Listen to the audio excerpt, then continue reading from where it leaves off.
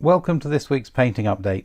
As you can see, this week I've been painting some sci-fi scenery to populate my moon base for my ongoing Rebel Star project, which I've just started. These are all resin pieces from Ainsley Castings, and because of the general grey theme of the moon base, they're pretty quick to paint.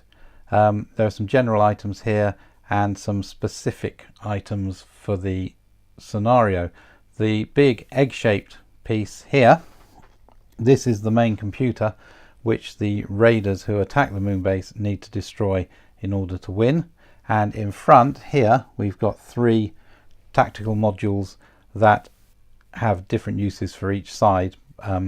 They can be randomly put around the base to make the scenario harder for the attackers or harder for the defenders. There's a couple of medical pieces to show where the medibay is, and there's some really nice little water coolers, hand water coolers, which are going to take the place of coffee machines in the game, and having a nice cup of coffee mid-battle will actually give you a few more action points to spend as you get a bit of a boost. What else? There's a conveyor belt at the back. Those of you familiar with the Rebel Star map will know there's a big conveyor belt that the miner droid starts by. I'm going to make some rubble piles of alien ore next to that so he can have something to be doing.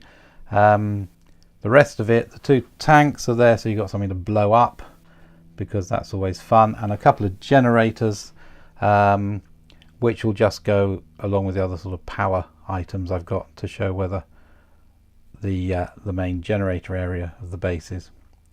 Okay, so that's the inanimate objects. Let's move on to the animate ones.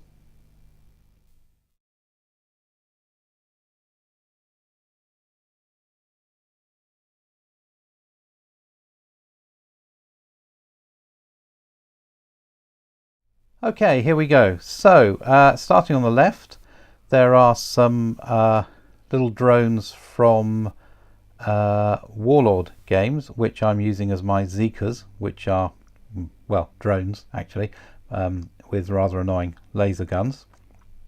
I only need 4 for my moon-based scenario in Rebel Star, but they came in 6, and I painted all 6 because you never know, there'll be other scenarios. They're nice little figures, nice and quick to do. Again, everything's been based on my general purpose bases, because although these are going to be running around a moon base, they will be used for other things. So I don't tend to do specific basing anymore for models. In the middle, these are not for Rebel Star. These are alien armed bird creatures from CP models. I bought these originally for my Strontium Dog project, which I'm sort of collecting stuff for. I'll get to it sometime in the future. It'll scratch the itch I have for like Western gunfights, but keep it a bit sci-fi, because I don't want to build another Wild West town. I built one years ago and that did me.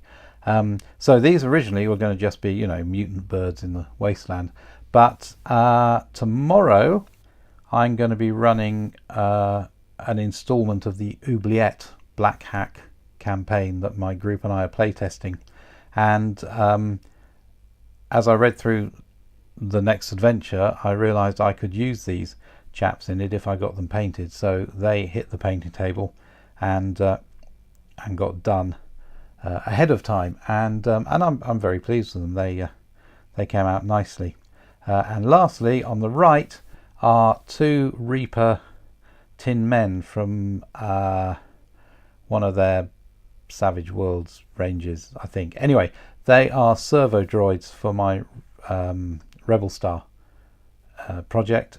Again, I wrote in 4 in the scenario, but I've stopped at 2 because they're metal figures and they're quite pricey, and they're actually fairly rubbish troops.